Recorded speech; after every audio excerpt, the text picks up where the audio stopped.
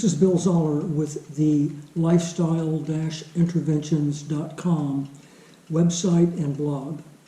And today we're going to be presenting some information about lifestyle factors. Lifestyle factors. These are the modifiable habits and ways of life, rituals if you will, that can greatly influence our state of health and our longevity. Lifestyle medicine is the fastest growing medical specialty that there is.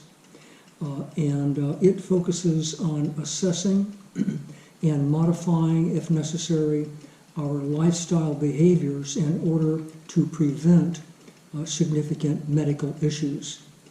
We are now going into medical schools and educating medical students and physicians about the ins and outs of lifestyle behaviors and how critically important they are in the instigation to disease.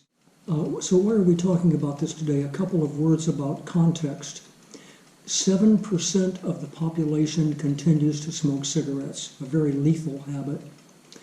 Research indicates that 80% of all chronic disease can be prevented by living in a healthy way and honing our lifestyle practices. Also, a large majority of the population, many people, probably 70% of the people or more, are stuck in an unhealthy eating regimen. They are just addicted to bad foods or for some other reasons are continuing to eat unhealthy foods. Also, it's interesting to note that cancer has now outpaced heart disease in the #1 cause of premature death between the ages of 45 and 64. So what are some of the benefits of having a healthy lifestyle? Well, our telomere length, those are the end caps of chromosomes, and the longer the telomeres, the healthier we are and the longer we're going to live. So telomere length increases, which is a good thing. And also we have a bit of control over genetic expression. That is to say, if we live in a healthy way, we are literally able to turn on and off genetic expression, turn on and off, for example, cancer genes or some other undesirable gene. Also, if we have a healthy lifestyle, we can avoid needless medical care. We can avoid needless medications and drugs. We can avoid unnecessary medical tests. We can avoid invasive medical procedures. We can avoid potential harm from the modern medical system. So we have the ability to protect ourselves from the vast majority of cancers through nutritional excellence. And there's quite a bit to know about that we are not going to be able to go into today, but this concept of nutritional excellence is a concept from Dr. Joel Fuhrman. What I would like to do with the rest of our time today is to review a couple of the principal lifestyle factors that hopefully we can all pay close attention to and modify as necessary. The first thing is that we want to attend in a serious way to our spiritual health. Next, as far as getting sunlight, we urge people to get out in the sun for 10-15 minutes at a time, but never allow yourself to get a sunburn. Next, as far as lifestyle factors go, avoid the use of excess medications, or if possible, avoid medications altogether. Next, avoid adequate vitamin D levels and vitamin B12 levels. Everybody who is on a plant-based eating regimen must take a supplemental dose of B12 every day. Avoid tobacco and vaping. Tobacco is just an absolutely lethal habit, and we need to avoid that and get some help in discontinuing smoking if you're a smoker. Avoid the use of cannabis except for medically indicated conditions. Avoid the excessive use of alcohol or eliminate it if it is a problem. And we have research now that even small doses of alcohol taken regularly is toxic to females and can be a precursor of cancer. Avoid the use of all illicit drugs, including illicitly obtained prescription medications. Next, a very interesting point. Avoid unnecessary risk-taking, and that would be things like smoking and not getting help for it. That would be having high blood pressure and not getting help to take care of that problem. Next, it's important to get regular restorative sleep, 7 to 9 hours a day for most people.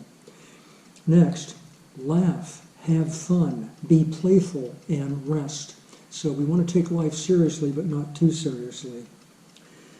We urge people to avoid excessive negative stress that can provide a lot of wear and tear on many organ systems.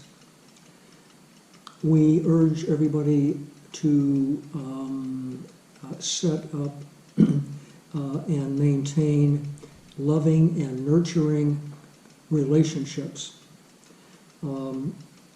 We urge you to have an ideal body weight and body mass index. Educate yourself about epigenetics, which I mentioned briefly earlier, this idea that we can have a degree of control over our genes and what genes are turned on and off. Next, avoid excessive financial debt, which can be a powerful stressor. Challenge your brain. Read, listen to some good classical music, and try to think outside the box. So you use your brain in order to continue to establish more healthy brain cells. Use the traditional medical system selectively and attend to all medical conditions in order to maintain a healthy medical status. Grow and consume your own produce when you're able to. Even folks who live in an apartment can sometimes get out on the balcony and have 1 or 2 pots to grow some tomatoes or cucumbers or whatever you like. Maintain optimal gastrointestinal or gut health by consuming an adequate number of plant-based foods every day. Use food supplements only after having an optimal plant-based eating regimen in place. Don't frivolously use food supplements because some of them are actually harmful, and some of them you can become toxic in taking too many.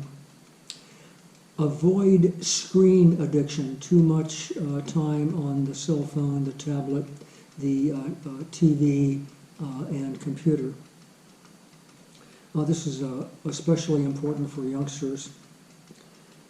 Caretaking. If you happen to be the caretaker of one or more young children or any late-stage chronically ill person, you'll want to be very sure to take extra good care of yourself because it ends up being quite stressful and can take a negative toll on our health.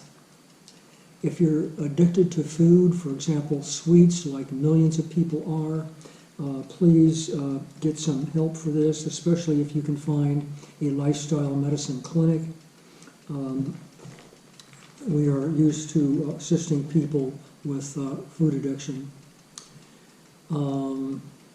So, a couple of other things before we run out of time here. Avoid excessive busyness when possible. Next, remain physically active. Critical point here, remain physically active. Being sedentary in and of itself without any cofactors is extremely bad for our health. We urge people to get about 150 minutes a week of vigorous exercise, or perhaps as much as 300 minutes a week of moderate exercise. Consume a plant-strong diet. Get adequate clean water daily. Mostly avoid fast food and processed foods. Use your kitchen more and more, and be cautious about going out to restaurants where there is tremendous temptation to overeat and to eat some unhealthy foods. Be your own health care advocate. Consume organic and non-GMO foods when possible. Consider limiting your exposure to the popular media, especially all of the negative media that we find so prevalently on our televisions. I want to thank you very much for being with us today. Take a look at our website, lifestyle-interventions.com. Has some great information on there, and we will, in all likelihood, be posting this video on YouTube. Thank you for being with us.